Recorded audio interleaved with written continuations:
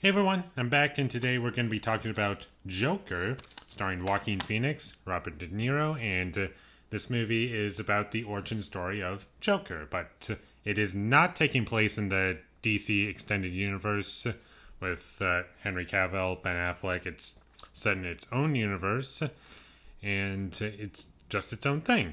So, if anyone was ever confused about that, then here's your explanation. So I have seen this movie before, back when it came out in theaters, and I liked it. I thought it was pretty good.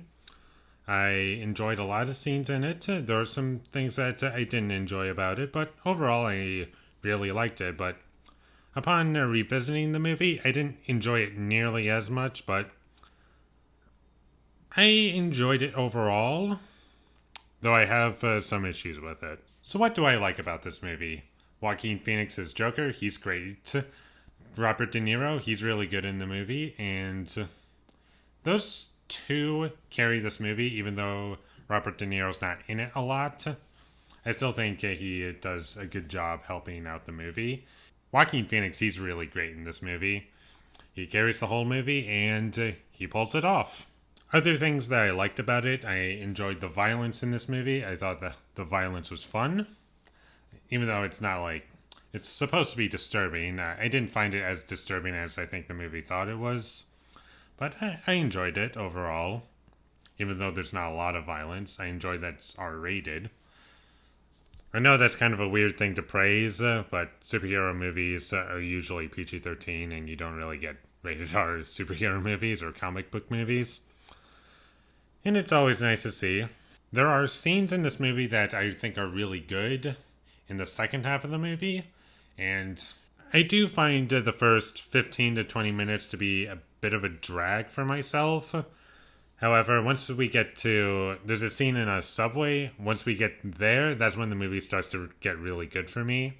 And the reason for that is everything up until that point was very surface level for me, and nothing was really all that interesting for me. And once that scene started, that's when the movie got interesting. I wouldn't say it gets great.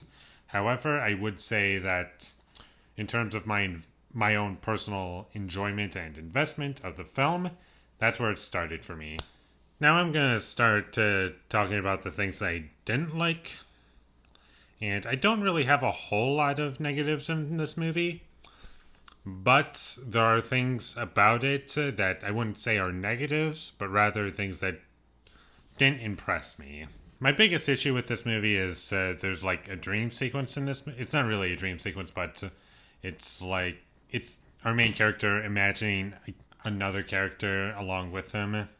I thought that was really stupid and didn't need to be in the movie. In terms of what didn't impress me and not really bad, I would say one thing is the music. It was surface level. It was fine. It wasn't bad. It wasn't great. It was just fine.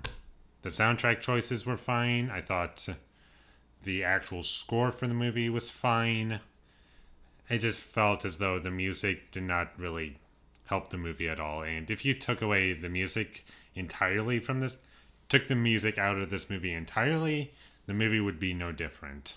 There are also some scenes that I felt didn't need to be in the movie, and while the movie was well paced, I do think there are a couple editing choices that I thought were a little weird. And that being one that's sticking out in my mind, where our main character is just standing, listening to information, and he's hearing bad news, and the camera is slowly zooming in on him, and it keeps zooming in on him for like 20 seconds straight or something. And I was just thinking in my head, you could have cut at like 5-second mark. Why did it have to go on for as long as it did?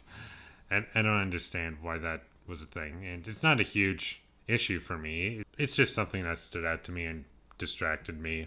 So in the end, Joker, it's a good movie, but I don't think it's great. I enjoy it more than I don't. I didn't enjoy it as much watching it this time than I did when I first saw it in theaters, but I do think I'll revisit this movie again at some point in my life. And I'm going to give Joker a 6 out of 10. Thank you for watching my videos as always. If you enjoyed this review, be sure to leave a like and comment down below what you thought of Joker down below. And my social media links will be in the description down below, so follow me there. And last but not least, subscribe to be a part of Foley Nation. And I'll see you when I get my next review up. And that is going to be for Parasite.